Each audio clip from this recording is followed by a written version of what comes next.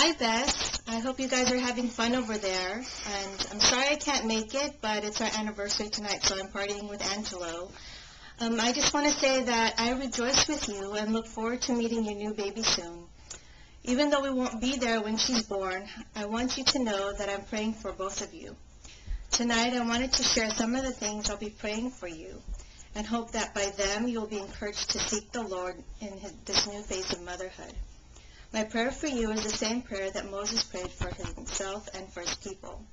In Psalm 90, verses 12 to 17, it says, "Teach us to number our days, that we may gain a heart of wisdom.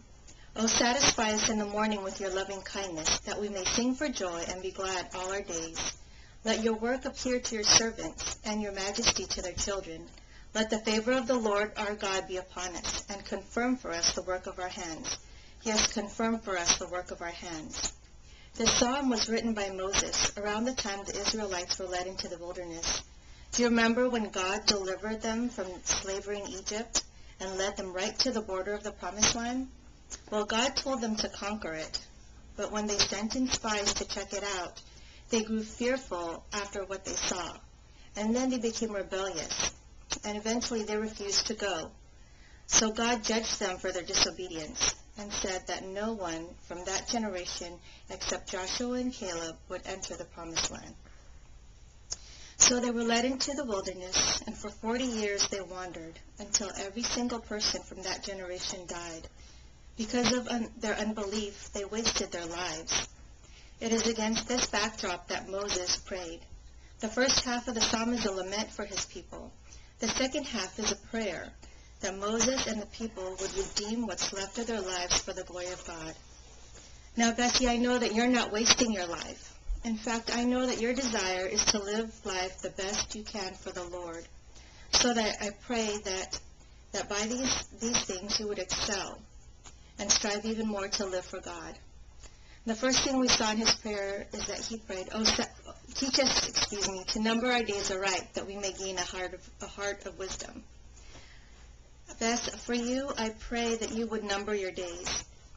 Piper says numbering our days means thinking about how few there are and that they will end. When we see the end of our lives, we are less prone to waste time and more eager to cherish people. I pray that you would number your days because it's so easy to lose sight of the fact that our children are young for only a very brief time. Especially with young children, we can get easily distracted with the busyness of the day and neglect showing our children our love. I know my kids are still young, but I'm already sensing this need to slow down and enjoy them. I've learned to appreciate the baby stage, the gummy smile stage, and every stage that they're at, and not so eager to see them grow up so fast. So, Bessie, I pray that you would cherish these moments, especially those 2 a.m. feedings. Count them as special mommy and me times, because before long they'll be gone. And secondly, I pray that your single passion would be to pursue as much satisfaction in God as you possibly can as much as you possibly can have in this life. Verse 14 says, "O satisfy us in the morning with your loving kindness, that we may sing for joy and be glad all our days." In other words, the best way to parent Keilani and your new baby is to seek your own greatest happiness and satisfaction in God. It sounds so backward. We should be seeking their interests before ours. We are called to sacrifice for our children, but our sacrifice isn't the best way to demonstrate the worth of God. Our enjoyment of Him is. Pursue your satisfaction in Christ because, number one, it's the only way to keep true worship central in your home. Duty doesn't glorify God, but true worship and enjoyment of Him is. Number two, out of the abundance of your heart, your mouth will speak. Luke 6:45. What's in your heart will come out, even when you don't intend for it to come out. Your kids can tell whether or not you treasure God by your body language and your attitude. So pursue God so that out of your overflow of your heart, they will see the Lord. Your children also will most likely imitate what they see makes you happy, whether that's God or something else. It's amazing how easily we can influence our children with what makes us happy and what makes us sad. Lastly, pursue your satisfaction in Christ because it breaks the power of sin in you. The God-appointed way to break the power of sin, of sinful pleasure in our lives, is by the surpassing joy that comes from discovering the true treasure, and that is fellowship with God. So for the sake of your children, I pray that you would pursue Christ, pursue him as your greatest joy above all else. Thirdly, I pray that you will see God's work, and that your children will glorify him as a result. Excuse me. It says in verse 16, let your work appear to your servants, and your majesty to their children. This work encompasses all of God's acts in creation, in redemption, in our salvation, in all aspects of life.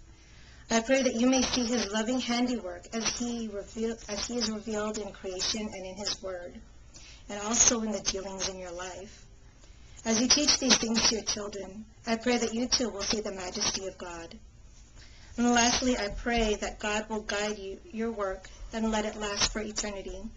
Verse 17 says, let the favor of the Lord our God be upon us, and let us confirm for us the work of our hands. Yes, confirm the work of our hands. May all the work you do in pointing your children to God, I pray that it would have lasting effects.